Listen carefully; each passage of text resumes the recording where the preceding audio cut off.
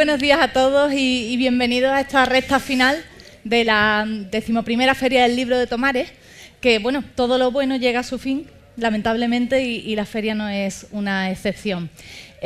Sí creo que hay que agradecer al Ayuntamiento de Tomares la excelente labor que ha realizado un año más en esta feria, trayendo a más de 60 de los primeros escritores de primera línea, escritores españoles, también ha venido alguno de fuera, que nos han presentado sus novedades editoriales y nos han hecho pasar unos ratos estupendos. Hoy no va a ser una excepción, a lo largo de la mañana van a pasar por aquí 5 primeros nombres de la literatura española y yo he tenido la suerte de que me hayan puesto en este lugar, al lado de Ayanta Barilli, que presenta su primera novela como solista, digamos, ¿no? Porque es verdad que ella se había estrenado en esto de la literatura en 2013, pero el año pasado lo hizo en solitario con un libro que además ha entrado en el panorama literario por la puerta grande, nada más y nada menos que quedando como finalista del Premio Planeta. Así que, Ayanta, muy buenos días y bienvenidas a la Feria del Libro de Tomares. Muchísimas gracias, estoy encantada de estar aquí con todos ustedes, Ana, y bueno, pues es un placer para mí participar en la Feria de Tomares, que veo que además está animadísima en este domingo por la mañana, a pesar de ser un poco ventoso, ¿no? Pero feliz de charlar con todos vosotros sobre Un mar violeta oscuro. Y nosotros de tenerte aquí, la verdad es que sí. A mí con Ayanta me unen dos cosas fundamentales. No hemos tenido tiempo de hablar, ni siquiera de compartir un poco experiencias, pero sí que es verdad que leyendo su libro y haciendo un poco de labores de investigación para ver, bueno, cuál era el recorrido vital, profesional de Ayanta, me doy cuenta primero que es una apasionada de la comunicación igual que yo, y segundo, que también le interesa muchísimo la indagación en los secretos familiares, una cosa que a mí siempre me ha fascinado también. Bueno, yo creo que eso seguramente es un interés común, no sé si a todos, pero sí a casi todos, ¿no? Todos tenemos una familia a la que seguramente amamos y a la que seguramente, de la que seguramente no sabemos todo lo que hay que saber, ¿no? Hubo un momento en mi vida en que me di cuenta de que verdaderamente no sabía de dónde venía, y creo que si no sabemos de dónde venimos no sabemos a dónde vamos, ¿no? Y entonces me puse a hacer esta investigación familiar que me llevó a sentir esa especie de llamada, entre comillas, esa necesidad que hizo que me sentara a escribir esta historia. Un mar violeta oscuro.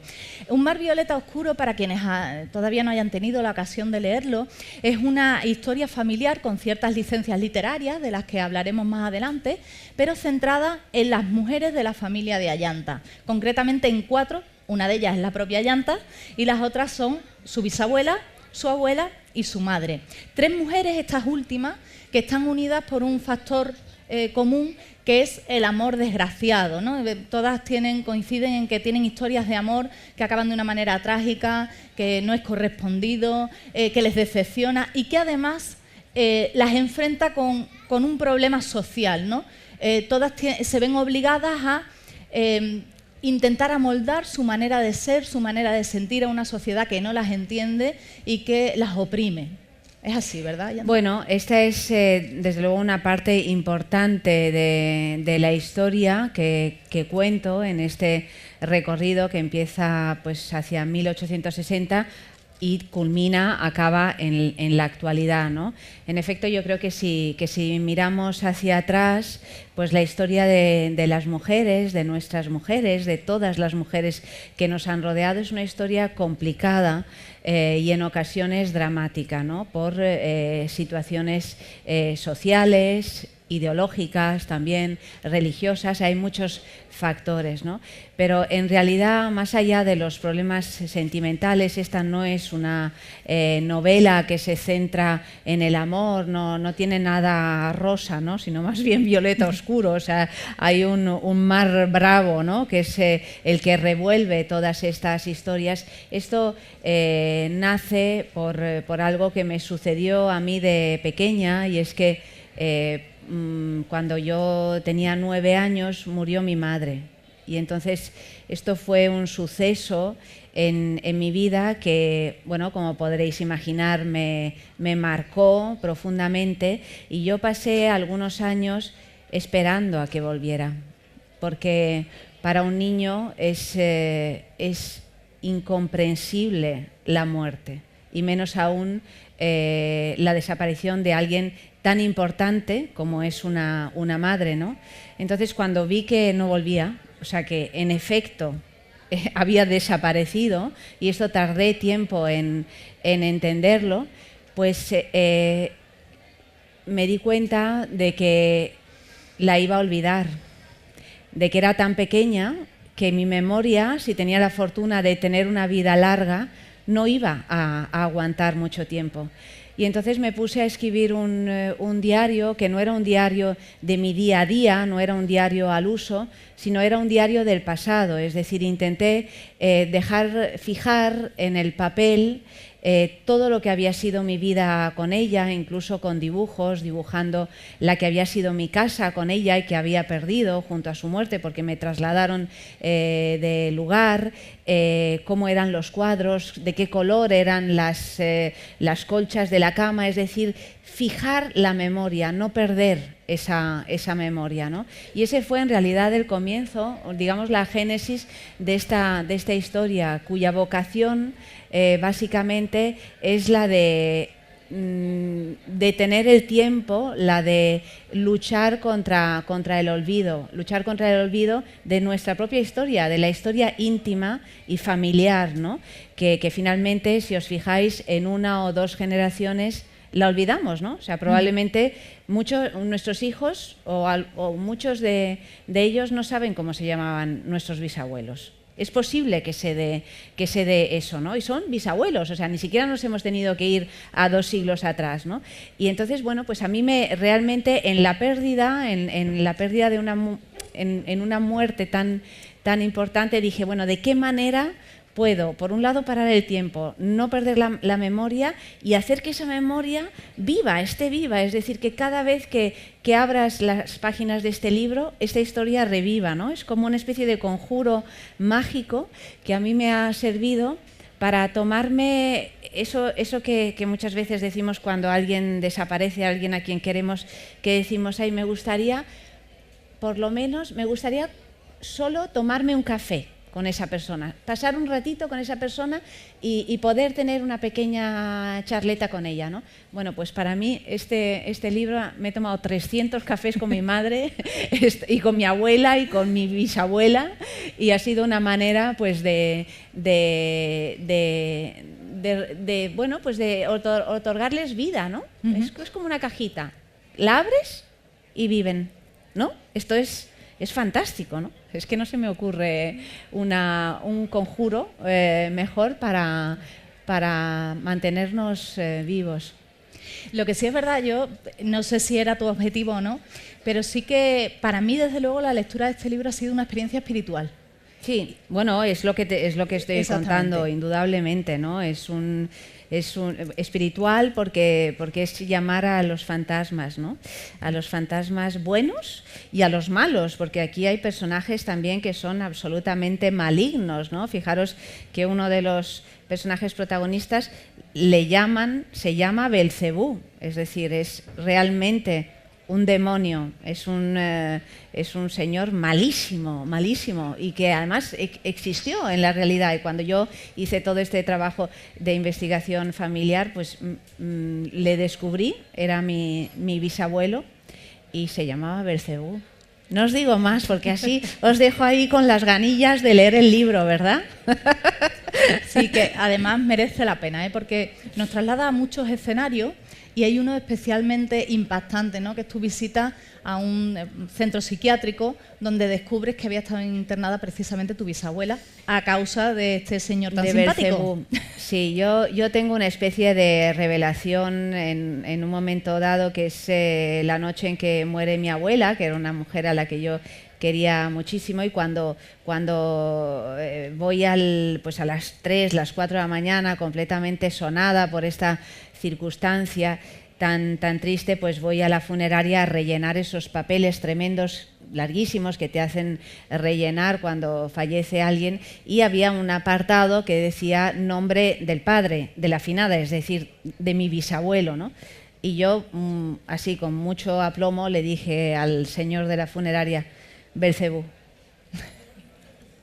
Y entonces el señor de la funeraria me miró completamente alucinado diciendo, pobrecita, está fatal, esta mujer está fatal. Y yo misma me dije, pero Ayanta, ¿qué estás diciendo? O sea, ¿cómo es posible que llames a tu...? Y yo le llamaba así porque en casa todo el mundo le llamaba así, ¿no? Eso pertenecía a ese léxico familiar, a esa forma que tenemos cada uno de nosotros en nuestra casa de hablar, que solo se comprende en ese entorno íntimo y doméstico, ¿no? Y claro, le llamaban Belcebú, y yo hasta el punto que nunca me había planteado por qué le llamaban Belcebú. Y de pronto, frente al señor de la funeraria, dije, Dios mío, Belcebú no puede ser su nombre real, y además yo nunca me he preguntado por qué en casa le llaman Belcebú. Si le llaman Belcebú es que verdaderamente debía de ser alguien más malo que un demonio, ¿no? Pues ahí empecé a tirar del hilo, y ese tirar del hilo me llevó a una de las situaciones más surrealistas de mi vida, y también donde más miedo he pasado, porque pasé un miedo horroroso. O sea, la peli que acaban de estrenar ahora de Stephen King, en comparación os aseguro que no es nada. Pasé un miedo horroroso, y es que me tuve que colar en un manicomio abandonado que está pues en el norte de Italia, y que ha quedado tal cual al día en que todos los locos se marcharon de allí. Es decir, es una especie como de Pompeya, en la que se quedaron pues las zapatillitas del enfermo al lado de la cama, la bata colgada de su percha, la taza en la mesilla de noche puesta con su platito. Fue una experiencia absolutamente increíble, de la que tampoco os voy a contar más para que lo leáis. Claro que sí, ¿no? Os estoy dejando ahí. ¿Y qué tiene que ver con Belcebú? Tiene que ver mucho con Belcebú. Así es que yo me di este paseo sola en el manicomio, este paseo demoníaco, en el que decía, Ayanta, no corras, porque si empiezas a correr ya salen todos los fantasmas detrás de ti, y va pasito a pasito. Ayanta, en este viaje emocional por la vida de estas mujeres que han sido tan importantes en tu historia, tú que eres una mujer que se desenvuelve en los medios, porque antes hemos entrado tan en harina en el libro que la verdad es que no hemos comentado nada de tu trayectoria profesional, que es otro punto que me une a Ayanta, ¿no? Y es que a mí me encanta la gente que es muy polifacética, que hace muchas cosas diferentes, ¿no? Y Ayanta ha presentado y dirigido numerosos programas de televisión y de radio relacionados con la cultura siempre, ha trabajado en periódicos y trabaja todavía, ahora tiene un magazine en Es Radio, magazine cultural también, ha sido directora de casting, actriz, directora de un teatro también, en fin, que ha sido una mujer muy inquieta. Ha sido y lo sigue siendo, por supuesto. Este libro también lo demuestra. Tú que estás tan en contacto con los medios, con el latir diario de la ciudadanía, con el pensar, en una época en la que las mujeres se manifiestan tan abiertamente a favor del feminismo, ¿pensaste en algún momento que este libro podía provocar el rechazo de los hombres, dado que es básicamente una historia de mujeres en la que los hombres no salen bien parados? Bueno, yo primero no estoy de acuerdo con que los hombres no salen bien parados, porque en esta novela hay dos personajes masculinos que son absolutamente luminosos, amorosos, fantásticos. O sea, son dos hombres fundamentales en mi vida, y que creo que otorgan el equilibrio necesario en esta novela. Ciertamente, Belcebú, muchas veces las cosas malas, pues de pronto te parece que tienen un peso mayor, pero afortunadamente no es cierto, ¿no? Porque la balanza se reequilibra.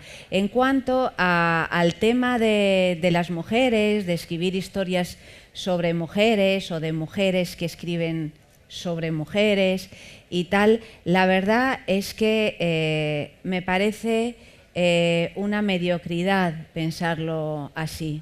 La literatura trasciende los géneros, no hay hombres, no hay mujeres, hay grandes historias que merece la pena ser contadas. En este caso, en efecto, las protagonistas son mujeres, pero eso no significa que no puede interesar a los hombres leer una historia de mujeres o viceversa, ¿no? Me parece que estamos etiquetando y haciendo nichos o considerando que algo es feminista simplemente, pues yo creo que cualquier persona de bien es feminista en el sentido de que, o sea, que me parece que está ya todo un poco, que se está liando mucho y cuando, yo qué sé, no salvando las distancias, no por compararme con, por ejemplo, Flaubert escribió un libro que se llamaba Madame Bovary y no por ello es un libro que es para hombres o para mujeres. La protagonista es mujer y el escritor era hombre. Somos lo mismo, o sea, esa es la igualdad real, ¿no? Y en ese sentido me parece bastante llamativo y no positivamente que la prensa, los periodistas, los medios de comunicación estén continuamente subrayando esta distinción que es antigua, es vieja, es rancia, no debe de ser, porque además creo que hace mucho daño. Somos lectores y lectoras, somos una única cosa. Estamos de acuerdo en eso, Yanta, sí. Una de las cosas que me resultan más interesantes de este libro, porque las historias son importantes indiscutiblemente, de hecho este libro me parece interesante desde la portada. Sí. Muchas veces compramos los libros por lo que vemos en la portada, ¿no? Sí, es muy importante. En teoría no debería ser así, pero la verdad es que lo hacemos. Y el rostro de la portada ejerce un magnetismo, una magia, ¿no? Que ya te invita a leerlo, ¿no? Una vez que estás dentro, una de las cosas que me han parecido más interesantes es ese malabarismo literario que haces cuando le das la voz directamente a tu bisabuela, a tu abuela, para que sean ellas las que vayan contando su historia, ¿no? Y esa manera de entretejer tu propia voz con las de ellas. ¿Cómo surgió esto? ¿Cómo se te ocurrió hacer esto? ¿Y cómo pudiste hacerlo? Porque entiendo que aquí hay que hacer un ejercicio de introspección importante y de comprensión, además, de unos escritos de mujeres que vivieron hace muchos años. Bueno, te contesto antes a lo de la portada brevemente. La portada era realmente difícil de encontrar la imagen adecuada porque se trataba de encontrar la imagen de una mujer que pudiera ser un poco las 3, 4 mujeres de las que se habla en este libro y que no queríamos la clásica belleza, sino que tenía que tener algo así como una especie de Mona Lisa, ¿no? Que fuera algo inquietante, que no supieras muy bien y que tuviera un aspecto mediterráneo. Finalmente, pues estamos hablando de mujeres que viven entre Italia y España, por lo tanto, bueno, pues y apareció este rostro increíble, ¿no? Hasta el punto de que cuando me lo presentaron en Planeta, yo lo envié a mi familia italiana, yo soy medio italiana y bueno, como os decía, esta historia se desarrolla entre Italia y España y lo envié a mi familia italiana y me preguntaron, ¿pero es alguien de la familia? O sea, que ellos mismos pensaron que podía ser pues algún pariente lejano, ¿no? Y sin embargo es una mujer actual, es una foto de una modelo en realidad que han hecho todo un trabajo gráfico fantástico para que parezca un cuadro de antaño, ¿no? Así es que estoy muy satisfecha con esta portada, me gusta mucho. Y en relación a las voces, esta novela, en efecto, las protagonistas hablan en primera persona. ¿Por qué hablan en primera persona? Porque se relatan a sí mismas, porque yo tenía mucho material de ellas, he tenido la increíble fortuna de que estas mujeres han dejado como un rastro de tinta china, porque he encontrado cartas, he encontrado diarios, muchísimo material que ellas mismas escribieron, ¿no? Estas cajas yo las fui arrastrando de un lugar a otro a lo largo de mi vida, porque he cambiado muchas veces de sitio, de casas, en fin, y nunca me atrevía a abrir estas cajas, a leerlas, a realmente ponerme a hacer el trabajo de escuchar a estas mujeres. Las razones pues pues han sido diversas. Desde luego la primera es el miedo a saber realmente, que es también creo que algo común a muchos de nosotros, que a veces dices, bueno, ahora no tengo el cuerpo yo para estos bailes, ¿no? El segundo es que realmente era complicado porque era papel amarillento que se me deshacía en las manos en muchos casos y con caligrafías imposibles, así muy difícil de leer, ¿no? Y desde luego me daba una pereza atroz porque era un trabajazo en sí mismo, ¿no? Entonces, cuando realmente decidí sentarme a escribir, saqué todos estos papeles de estas cajas. La única forma era como distribuirlas en el suelo de mi cuarto, en diversas alfombras, ir leyéndolas. Al final tuve que pedir ayuda también para transcribir las partes que me interesaban y tal, e ir archivando así en el suelo con post-it y tal todas las cosas de cada mujer que me interesaban para ver si lo utilizaba y cómo lo reelaboraba también literariamente, porque no es solo y exactamente lo que vosotros leéis en la novela, sino que aquí hay toda una reelaboración literaria. Pero para mí era muy importante con ese material que cada mujer, darle voz a esas mujeres, ¿no? Porque durante muchísimo tiempo han sido mujeres que no tenían voz, que estaban, pero que no tenían derecho a hablar, ¿no? Así es que a mí me ha emocionado mucho que verdaderamente se pudieran expresar en primera persona en estas páginas. Es verdaderamente emocionante porque, claro, eso hace que el lector se implique mucho más en la lectura, ¿no? Y que sienta que le están hablando directamente, que le están contando la historia directamente, ¿no? No es lo mismo contarla en tercera persona que de tú a tú, ¿no? A mí la estructura de esta novela, que en efecto pues hay 4 primeras personas, la de la bisabuela, abuela, madre y la mía propia, y también pues un narrador omnisciente que va contando todo esto, más allá de cuestiones técnicas y estructurales que a lo mejor son un poco aburridas, pero sí me preocupó muchísimo, porque yo lo que quería era conseguir plasmar en estas páginas lo que a mí me estaba sucediendo, y es que yo misma tenía la cabeza llena de voces, llena de sus voces. Entonces no quería de ningún modo que se perdieran, y esta es la única estructura posible, y que ha sido uno de los grandes problemas para mí a la hora de escribir este libro, porque era complicado de engarzar, ¿no? Y de que todo se hiciera, masa, ¿no? Que al final lo que tienes que hacer es una cosa que esté bien compacta, ¿no? Y bueno, pues ahí está. Hay un fragmento que a mí me gustaría leerles porque me parece que es muy significativo.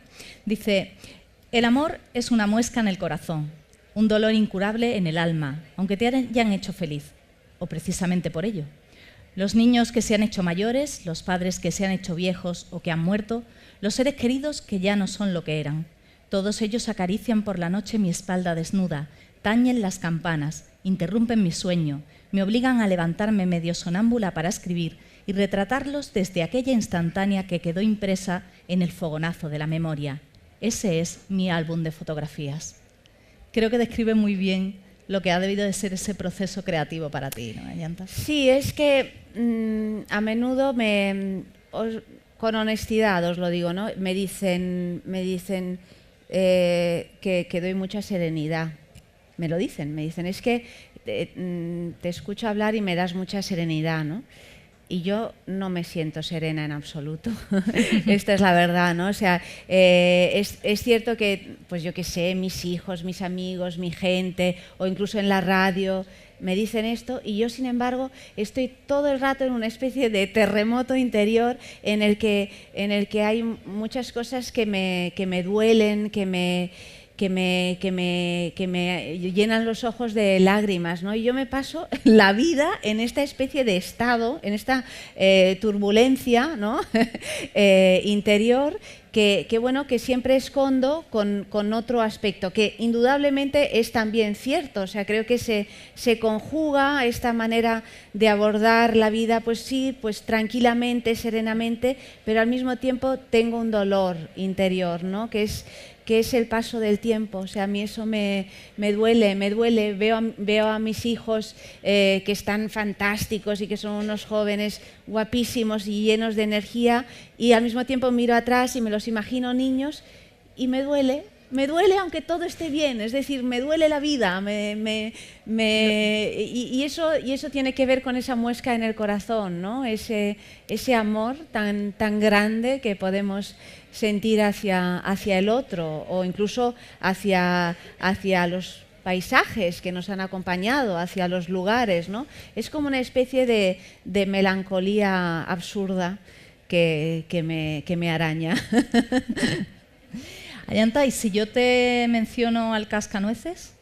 Bueno, pues ves, eso también el Cascanueces. Yo me siento a ver el Cascanueces y según empiezan los primeros acordes ya estoy hecho mar de lágrimas. Soy como absurda, o sea, soy una idiota total. El Cascanueces es una música que, la música, ¿no?, tiene ese poder tan evocador, ¿no? Nos lleva inmediatamente a algo tan sensorial, ¿no? Y para mí, en mi familia, en Italia, la danza, bueno, las artes en general, ¿no?, pero las artes escénicas, pero la danza clásica ha sido algo muy importante, ¿no?, que he vivido desde pequeña. Y entonces pues yo tenía esta abuela, que es una de las protagonistas de mi novela, que iba con la sillita de tijera a las 4 de la mañana a hacer cola en el Teatro de la Ópera de Roma para coger entradas para llevarnos a ver El Lago de los Cisnes, El Cascanueces, Giselle, La Bella Durmiente, en fin, todos esos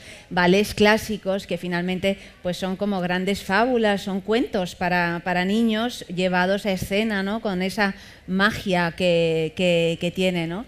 Y entonces pues pertenece, claro, a la infancia y pertenece a esa grandeza, ¿no? Yo veía estos ballets y decía, realmente es lo único que me interesa, ¿no? Lo que me interesa íntimamente es algo sublime, ¿no? Es algo que seguramente no pertenece a nuestra realidad cotidiana, pero que es tan consolador que exista, ¿no? Y que los seres humanos podamos hacer eso, ¿no? Conseguir esa excelencia, ¿no?, en algunas cosas, ¿no? Así es que pues es una música que siempre me ha acompañado. Y en relación al capítulo del Cascanueces en el libro, bueno, esto os lo voy a contar porque es una pequeña anécdota, y es que mientras estaba escribiendo, mientras me tomaba los 300 cafés con mis muertas, es decir, cuando estaba escribiendo el libro, pues yo tengo una hija que se llama Caterina y que en aquella época pues tenía 15 años y estaba en plena adolescencia, todo el rato con el móvil y su cola de caballo y mascando chicle, y salía de casa medio desnuda con un chupachús colgado, que yo le decía, hombre, Caterina, no vayas por la calle con un chupachús colgado, o sea, esto es aterrador, ¿no? Estos pantaloncitos cortos y un chupachús de aquí, de como collar, era una especie de Lolita imposible, ¿no? Y entonces pues estábamos en esa circunstancia, ella y yo, de una cierta incomprensión generacional y tal, y entonces yo al mismo tiempo estaba escribiendo este libro, pero ella estaba muy atenta a lo que me sucedía a mí en relación al libro, ¿no? Estas conexiones entre madres e hijas, ¿no? Y entonces ella decía que desde que escribía el libro en casa pasaban cosas. Y yo le decía, bueno, pasan cosas, es que están pasando muchas cosas. Desde luego, por mi corazón y mi cerebro están pasando muchas cosas. Me decía, no, mamá, aquí hay gente. En casa hay gente, yo noto que hay presencias, que hay gente. Y bueno, yo tengo una hija que es muy fantástica, ¿no? Y le decía, bueno, pues nada, digo, en cualquier caso son todos fantasmas buenos, o sea que te puedes relacionar con ellos tranquilamente y no pasa nada, ¿no? Y entonces una noche, en medio de este proceso, yo tengo un programa de radio hasta las 3 de la mañana, todas las noches, ¿no? Y entonces a las 3 de la mañana pues volví a casa, y yo soy una persona muy disciplinada, que hago siempre un poco lo mismo y tal. Entonces pues cuando llegaba a casa del programa de radio, me preparaba un colacao, terminaba los últimos correos, cositas de trabajo y tal, me fumaba un cigarro en la cocina y ya me subía a mi cuarto, me desmaquillaba y tal, y me metía en la cama, ¿no? Esto lo hacía todas las noches. Y más o menos estaba en la cama pues a la misma hora, que a las 4:15 yo me metía en la cama, pues al lado de mi marido, que ya estaba durmiendo, y toda la casa, pues todos en la casa ya estaban durmiendo. Y entonces, pues una noche hago todo esto, me tomo el colacao, me fumo el cigarro, me desmaquillo, me lavo los dientes, me meto en la cama, cierro los ojos y a las 4:15 empieza a sonar el cascanueces en el cuarto a todo volumen. Además, ese momento del cascanueces, que es así un momento muy mágico, de árbol de Navidad, de todos que se animan, los juguetes cobran vida. Entonces me incorporo y veo a mi marido roncando. O sea, que no oía era como si tuviese la Filarmónica de Berlín metida en la cama. O sea, entonces me levanto, bajo, porque mi cuarto es un segundo piso, un primer piso, digamos. Bajo, llego al salón, era Navidad, el árbol de Navidad que parpadeaba en la oscuridad, convencida de que tengo un hijo que es violinista y a veces escucha música y a veces se le olvida poner la clavija y está de pronto escuchando el Requiem de Mozart a todo volumen, pensando que lo escucha solo él en los cascos. Y entonces pensé que era mi hijo que había cometido de nuevo este error a las 4 de la mañana. Y no había nadie, el salón vacío, parpadeaba el árbol en la oscuridad, el cascanueces. Vuelvo a subir a mi cuarto y me doy cuenta, como en las películas de miedo, que en el ordenador que estaba posado en mi escritorio salía luz de la rendijita del ordenador. Abro el ordenador y estaba saliendo el cascanueces del ordenador. Yo no había escuchado el cascanueces, no había buscado el cascanueces, nada. Le doy a una tecla tal y se apaga. Y entonces me vuelvo a meter en la cama y nada, y me duermo. Y a la mañana siguiente, desayunando con mi pareja, le digo: oye, Francis, pero tú anoche no escuchaste el cascanueces a todo volumen a las 4 de la mañana y tal y cual. Y dice: no. Y empieza a reírse de los fantasmas, de la niña, de esto, de lo otro y tal. Entonces me dice: pero bueno, déjame ver el ordenador a ver si sale algo. Y no había registro. No había ningún registro en el ordenador. Sabéis que el ordenador tiene una memoria. No había registro de que ahí hubiese salido el cascanueces. Bueno, empieza mi día, me olvido de la historia, pues sigo haciendo mis cosas, no sé qué, me voy a la radio, hago el programa, vuelvo a las 3 de la mañana, me tomo el colacao, me fumo el cigarro, subo a mi cuarto, me desmaquillo, me meto en la cama, 4:15 de la mañana, suena el cascanueces de nuevo. Entonces ya me quedé diciendo: ¿qué está pasando aquí? Despierto a mi marido. No, sobre todo digo, a ver si él lo escucha o si es que yo definitivamente me he vuelto loca, ¿no? O sea, es que... Entonces, Francis se despierta y me dice: sí, pero ¿cómo puede ser? No sé qué, no sé cuántos, los dos merodeando por el cuarto a las 4:30 de la mañana, apagamos el ordenador y nos volvimos a dormir, que no me dormí hasta las 8 de la mañana porque ya me quedé así. Al día siguiente vuelvo a la radio ¿cómo fue? Sí, no vuelvo a la radio. Al día siguiente, a la hora de comer, viene Caterina, mi hija, 15 años, la de los fantasmas, con su cola de caballo, su chicle, el móvil, se sienta a mi lado para comer y le digo: Cate, ha pasado esto, le cuento lo que ha pasado. Levanta los ojos del móvil por primera vez en un año, me mira a los ojos y me dice: sí, es que la abuela, es decir, mi madre, de la novela, está en el vestidor. Y le digo: ¿perdona? ¿Cómo que está en el vestidor? Pero mientras me lo dice, se le llenaron los ojos de lágrimas. Mi hija no conoció a su abuela. Mi hija nunca llamó a su abuela abuela, porque era solo mi madre. Mi madre no le dio tiempo a ser abuela, nunca la hemos llamado así en casa. De pronto realmente tuve una percepción de una presencia, no digo fantasmal, pero sí desde luego sentimental, emocional, muy fuerte, también en alguien como mi hija, que simplemente estaba viviendo de un modo vicario esta historia, ¿no? Total, que ahí se queda la cosa y a la noche siguiente vuelvo ya asustada porque según se iba acercando las 4:15 de la mañana, yo ya decía, bueno, pues ahora me voy a pasar así toda la vida, con el cascanueces a las 4:15 de la mañana, ¿qué tengo que hacer, no? Entonces tenía un personaje absurdo que venía a mi programa de radio, una colaboradora que hacía un horóscopo y que era bruja, claro, y le digo, todo esto en directo, una mujer así, con una especie, como una vikinga, unos pechos enormes, un pelazo negro increíble y que se llamaba Aldegunda. O sea, imaginaros la señora como era.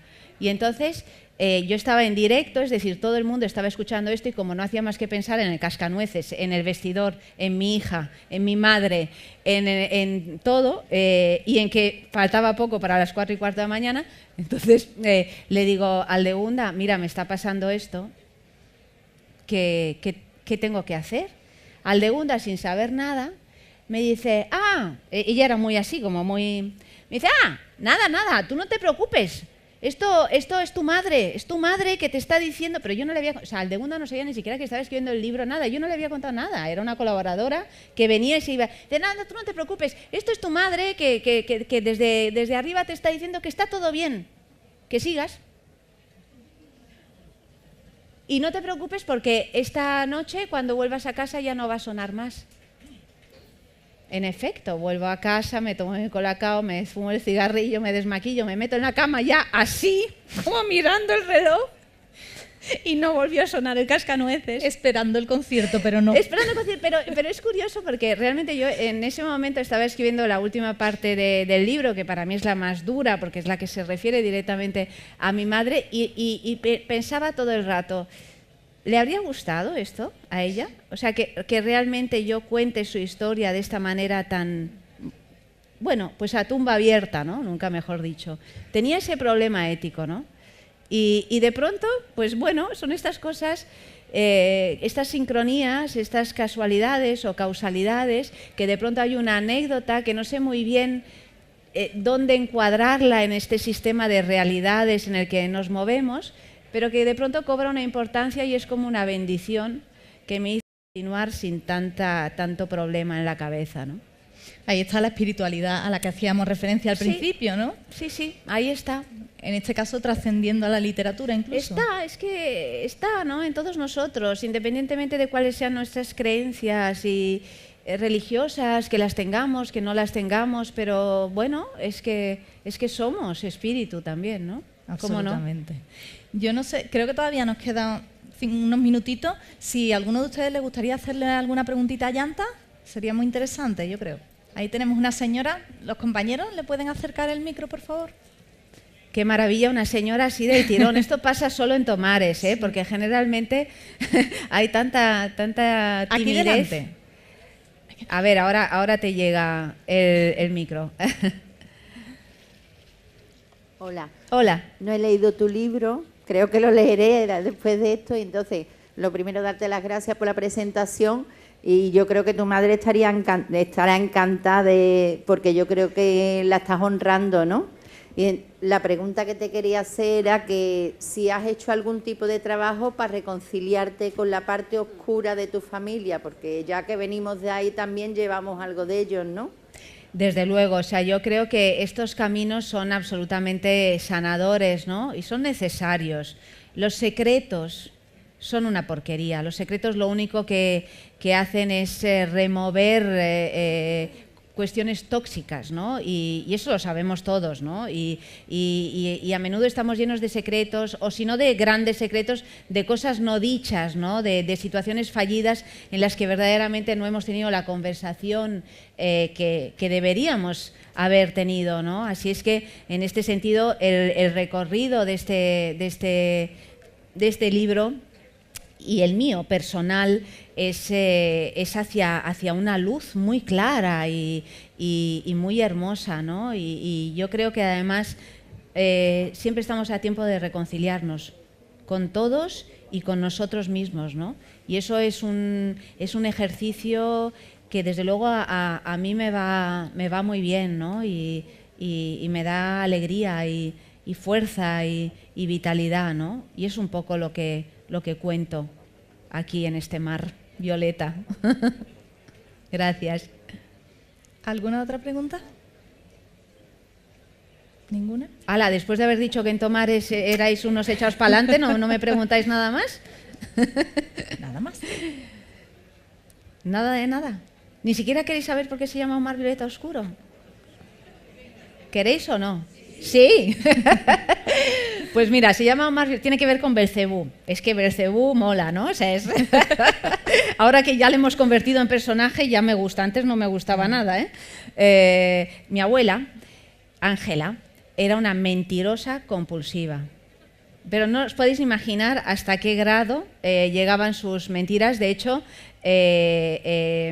nunca supe exactamente cuál era la verdad de nuestra propia historia, porque ella se inventaba cosas y contaba lo que le apetecía contar según el caso. Y yo critiqué mucho esto durante mucho tiempo y luego he hecho lo mismo. He hecho lo mismo, pero así de un modo contundente. Entonces, la nonna, así se dice abuela en italiano, cuando hay un pueblecito de la costa genovesa en el norte de Italia, que es donde se desarrolla parte de esta historia, que es un pueblecito, bueno, esos lugares italianos que son un sueño, porque es un pueblo con casitas de muchos colores, que está así como todo, se agarra a la roca. Y prácticamente el pueblo se mete en el mar o el mar en el pueblo, está como metido en esa naturaleza marina, y ese lugar es muy importante para mí, para mi familia, porque nos encontramos allí todos los veranos, todas las vacaciones. Y ese mar es un mar peligroso porque no hay playa, es un mar de roca, por lo tanto cuando el mar se pone bravo choca con las rocas y es un paisaje verdaderamente aterrador y al mismo tiempo de una belleza increíble, ¿no? Es un mar violeta porque la roca es negra y el fondo del mar, por tanto, es negro, ¿no? Pero lo que os quería contar es que la nonna, mi abuela, la mentirosa compulsiva, cuando el mar estaba bravo, miraba por la ventana de nuestra casa y nosotros éramos pequeños, sus nietos eran pequeños y no quería de ninguna manera que nos bañáramos porque era peligroso. Y entonces, para convencernos de que no debíamos bañarnos, no nos decía, no os vayáis porque hoy el mar está así asado. No. Ella simplemente miraba por la ventana y decía, hoy ha llegado Belcebú en su carroza. Madre mía. Entonces la cuestión era que Belcebú iba montado en un carro, este carro lo llevaban dos atunes gigantescos con su capa roja y tal desde el mar, y que cabalgaba el mar, y entonces el mar se ponía así tremendo con esas olas. Y entonces lo que generó en mí cuando era pequeña era que me quedaba sentadita, alejada para que no me dieran las olas, observando durante horas a ver si definitivamente llegaba Belcebú con su carroza en ese mar. O sea, a cada ola pensaba que iba a surgir de las aguas, y además me imaginaba que era un tío guapísimo. O sea, no me lo imaginaba como un señor contrahecho, un demonio, no, era un diablo con todo ese poderío de la belleza inquietante y ambigua y el maligna y tal, ¿no? Así es que esa es la razón por la que este libro se llama Un mar violeta oscuro, porque pertenece a ese realismo no mágico sino mítico, ¿no? O sea, todo lo legendario de mi familia y de vuestras familias, ¿no? Todas esas historias que nos llegan y que uno ya no sabe si son verdad o mentira. Todavía ahora a veces me siento ahí y digo, ¿y si sale? ¿Y si sale Belcebú? Lo que está claro es que con esos antecedentes familiares, y además siendo hija de Fernando Sánchez Dragó, era muy difícil que tú no acabaras siendo una contadora de historias. Sí, bueno, mi padre es obviamente un gran contador de historias, me ha poblado de historias mágicas además, ¿no? Porque ha poblado mi cabeza desde muy pequeña de todas esas historias. Tened en cuenta que él escribió su primer libro, se titula Una historia mágica de España, y lo publicó cuando yo tenía 10 años o así, y yo me pasé todos mis primeros años de infancia, porque para él fue muy dificultoso encontrar todo el material que le hizo escribir finalmente ese libro. Fue una investigación por nuestras tierras, así durante muchísimos años, y yo le acompañé. Era su pequeña mascota que iba con el Land Rover pues visitando todos los castillos, todos los lugares increíbles que tiene este país nuestro y escuchando todas esas historias que pertenecen también a nuestra, no solo a la historia real, sino a toda la leyenda mágica que nos rodea y nos acompaña. Así es que, en efecto, o sea, me he criado con ese biberón, así es que no es de extrañar que me suene el cascanueces en casa o que vea a Belcebú en el mar y cosas así, pero por lo demás soy una persona buena. Eso no lo dudamos, y divertida. Pues yo les decía al principio que todo lo bueno se acaba y esta conversación se tiene que terminar ya. Pues Ana, muchísimas gracias. Ha Gracias sido un placer. Y bueno, ahora firmo libros si queréis. Voy a estar ahí. En la caseta del ayuntamiento voy a estar ahí para firmarle los ejemplares de Un mar violeta oscuro. Así es que os espero si os apetece. Muchas gracias. Gracias.